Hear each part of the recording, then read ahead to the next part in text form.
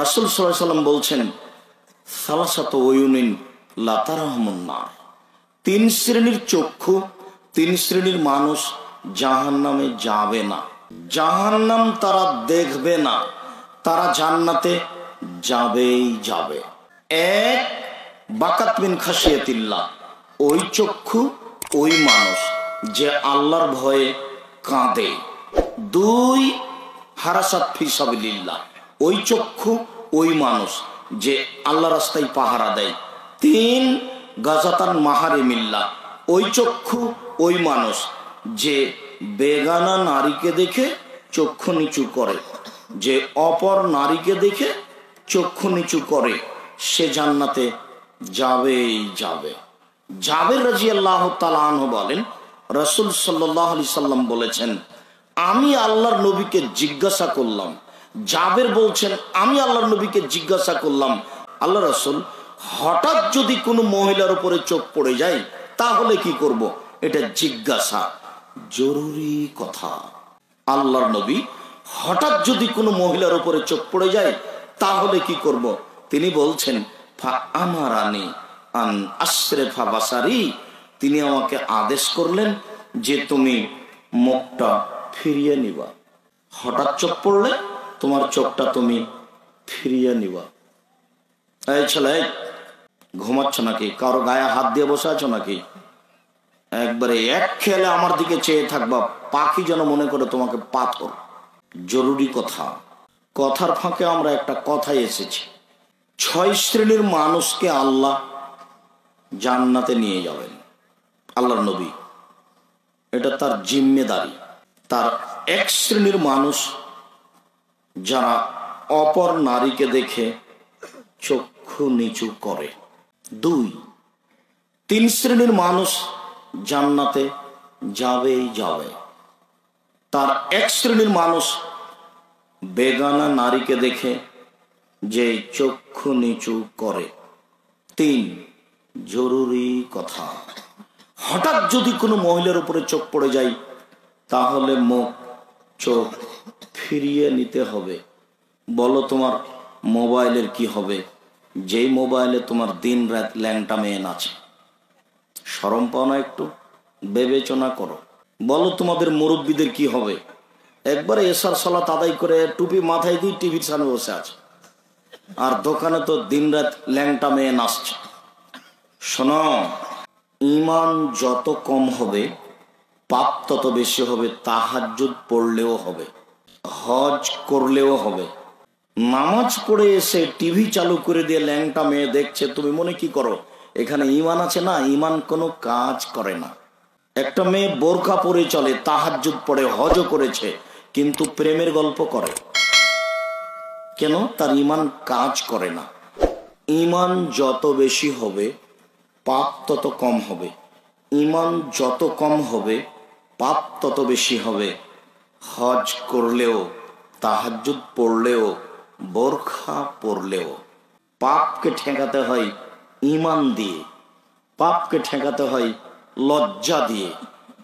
কি করে একজন মানুষ 5 ওয়াক্ত সালাত আদায় করে আর ওই টিভিতে রং মাখানো পতিতালয়ের মেয়েটা খবর পড়ছে, তার মুখের দিকে এক খেয়ালে চেয়ে আছে?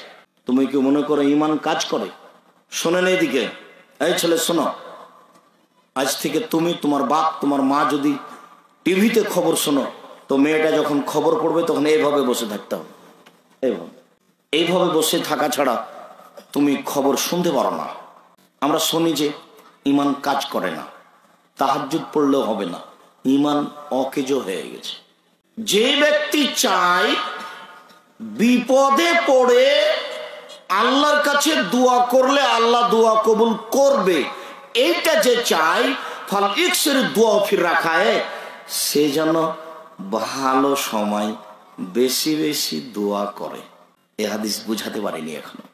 আবার বলি, বিপদে পড়ে বলে আল্লাহকে, তখন তার মনটা কি বলে যে আল্লাহ আমার কথাটা কি করুক, তাড়াতাড়ি কবুল করুক। তা এইটা যদি ও চায় তাহলে তাকে কখন বেশি বেশি দোয়া করতে হবে? ভালো সময়, যখন বিপদে পড়েনি।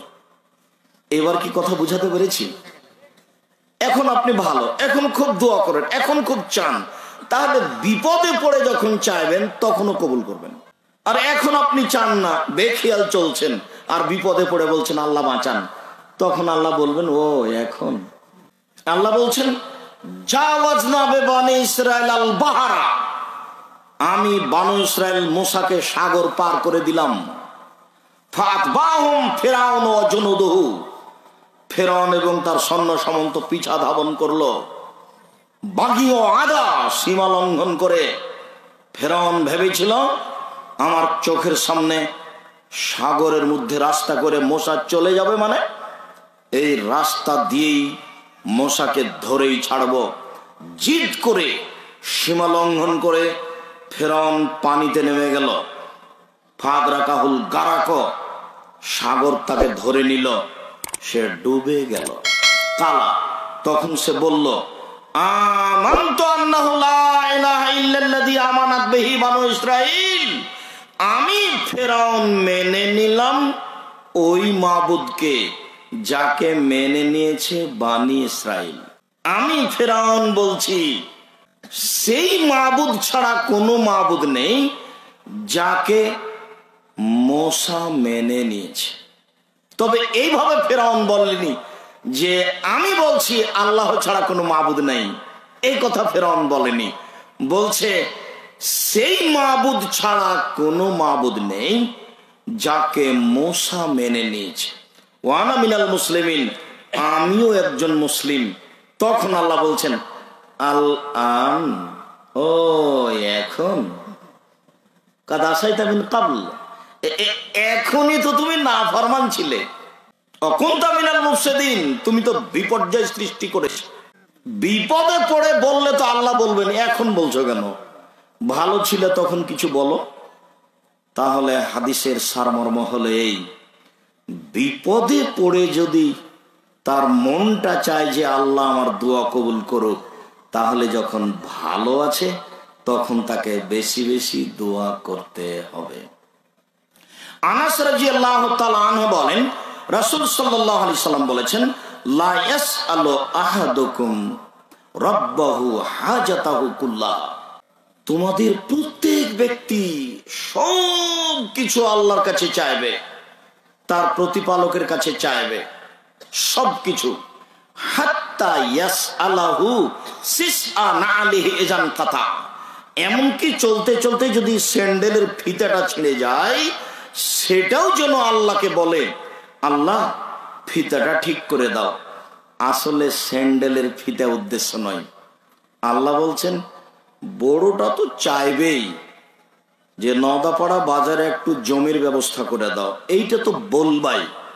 একেবারে ছোট থেকে ছোট, কম থেকে কম একটা সূচের যদি দরকার হয় একটা দা কুড়ালের, সেটাও আমাকে বলো যে আল্লাহ দায়ের ব্যবস্থা করে দাও। এটাও বাস্তব হতে পারে যে স্যান্ডেল পায়ে দিয়ে হাঁটছিলেন, ফিতাটা ছিঁড়ে গেছে, তখন হাতে নেব ইন্না লিল্লাহ, আরে ফিতাটা ছিঁড়ে গেল, ইন্না লিল্লাহ, আল্লাহ ব্যবস্থা করো। এটুকু বলতে দেখছেন একটা ভ্যান যাচ্ছে, ভ্যান কি আছে গো, আমি স্যান্ডেল বিক্রি করি, ফিতা আছে, জি আছে, ও দেখ দাদা একটা দেখ। এটা হতে পারে যখন ওই ফিতাটা ছেড়ে গেছে একটা ভ্যান চালক যাচ্ছিল ওখান দিয়ে, ও আবার স্যান্ডেল বিক্রি করে, এটাও হতে পারে। যদিও এই হাদিসের সারমর্ম হলো এই, ছোট থেকে ছোট, কম থেকে কম, ছোট থেকে ছোট, কম থেকে কম, সব কিছু তুমি আল্লাহর কাছে চাও, বিনয়ী হয়ে চাও। আল্লাহ তাআলা বলেন ফাইদা ফারাগতা ফানসব ওয়া ইলা রাব্বিকা ফারগাব, মুহাম্মদ আপনি যখন দুনিয়াবি কাজ থেকে অবসর হবেন, ভোর 6টায় কৃষক জমিতে গেছে, সন্ধ্যায় আসবে, এটা হলো দুনিয়াবি কাজ। সকাল 10টায় মাস্টার স্কুলে গেছেন, বিকাল 3টায় আসবেন, এটা হলো দুনিয়াবি কাজ।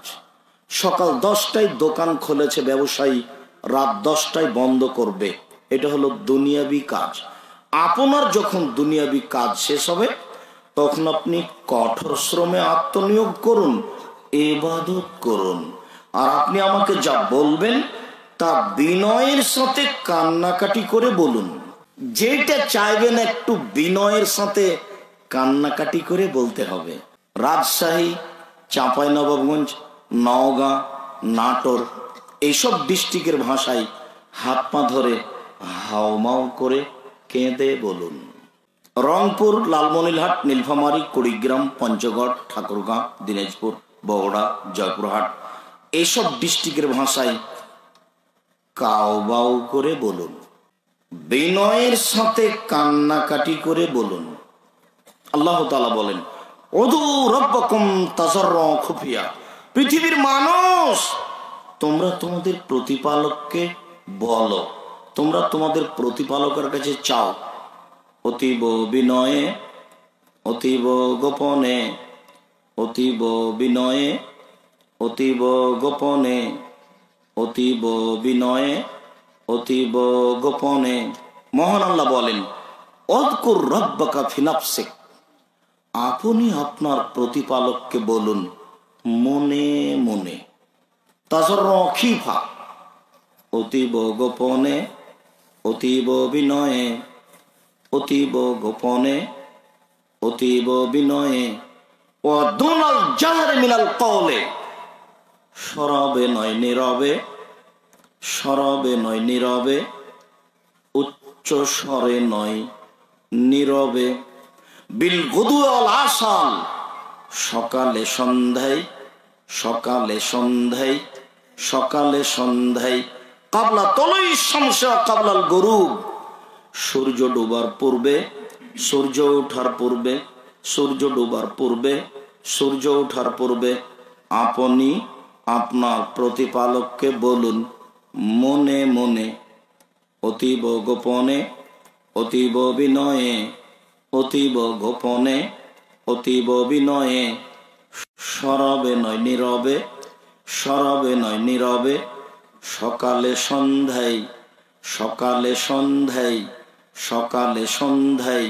সূর্য ডোবার পূর্বে, সূর্য ওঠার পূর্বে, সূর্য ডোবার পূর্বে, সূর্য ওঠার পূর্বে। ওয়ালা তাকুন মিনাল গাফিলিন, সাবধান কখনো আপনি অলস হবেন না। একদিন ডাকলেন, পরের দিন বলছেন আজকে ভালো লাগে না, আজকে শুয়ে যাই। খবরদার, সাবধান, হুঁশিয়ার, কখনো আপনি অলস হবেন না, কখনো আপনি বেখেয়াল হবেন না, কখনো আপনি অমনোযোগী হবেন না। জরুরি ঘোষণা, আপনি সকালে সন্ধ্যায় রাতে বিনয়ের সাথে কান্নাকাটি করে বলুন। বিনয়ের সাথে কান্নাকাটি করে বললে পাওয়া যায়, দেখবেন নগদ।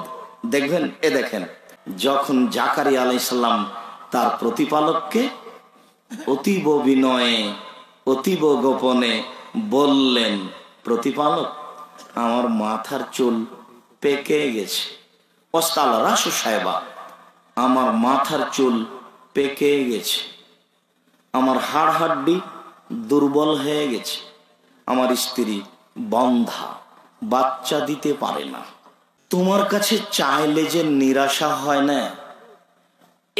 এই জন্যই আমি একটা কথা বলছি, তুমি আমার একটা কথা শোনো। অতীব বিনয়ের সাথে বলছেন, আল্লাহ আমি বৃদ্ধ মানুষ, মাথার চুল পেকে গেছে, হাড় হাড্ডি দুর্বল হয়ে গেছে, স্ত্রী আমার বন্ধা, বাঞ্ঝি, বাচ্চা দিতে পারে না। এই সময়ে এ অবস্থায় বাচ্চা হবে এটা ভাবা যায় না। তবে আমি বলছি তোমার কাছে, এই জন্য যে তোমার কাছে চাইলে যে মানুষ নিরাশা হয় না। আমার স্ত্রী বন্ধা, তাতে কি হবে? আমার মাথার চুল পেকে গেছে, তাতে কি হবে? আমার হাড় হাড্ডি পেকে গেলে কি হবে? তোমার কাছে চাইলে যে মানুষ নিরাশা হয় না। তাই তো গোপনে গোপনে, অতীব নীরবে বলছি, তুমি আমাকে একটা ছেলে দাও। তখন আল্লাহ বলছেন, আচ্ছা ঠিক আছে, তোমাকে দিয়ে দিলাম ইয়াহিয়া, নেও, আমি নিজে নাম রেখে দিলাম ইয়াহিয়া, নেও তোমাকে দিয়ে দিলাম। গোপনে চাইবেন। 5 ওয়াক্ত সালাতের পরে ইমাম মুক্তাদি চিল্লা চিল্লি করে বলছে, আবার এক একটু কিছু বললে তার দাপট কত, আর দুই একজন অশিক্ষিত গ্রামের নেতা মুরব্বীর তা কত দাপট। সমাজের দায়িত্বশীল কি মনে করছেন আপনি? আপনার অত ক্ষমতা কেন? কেন আপনি এভাবে জোর করে মাওলানা সাহেবের কাছে হাত তুলে দোয়া করে নেন? যা কিছু বলতে হবে চুপে চুপে আপনি হাত তুলে দোয়া করেন। 42টা সহিহ হাদিস আছে হাত তুলে দোয়া করার। আইনে রাসূল সাল্লাল্লাহু আলাইহি ওয়াসাল্লাম দোয়া অধ্যায় বইটা পাওয়া যায় আপনার বাড়িতে, আজও পাবেন, এতে এখানেই আছে। আপনাদের এই মোড় থেকে উঠে তুবা লাইব্রেরি আপনার ওই নদাপাড়া মোড়ে গেলেই বইটা পাওয়া যাবে। 42টা সহিহ হাদিস আছে হাত তুলে দোয়া করার, সিরিয়াল দেওয়া আছে। 36টা খালি বুখারী মুসলিমে আছে। আপনি বলেন আল্লাহকে বিশেষ প্রার্থনা, মনে মনে বলেন, ব্যক্তিগতভাবে বলেন। আল্লাহ নবী বলছেন যাকার আল্লাহ খালিয়ান, নির্জনে আল্লাহকে ডাকলো, 2 চোখের পানি ঝরঝর ঝরঝর ঝরঝর করে ঝরলো।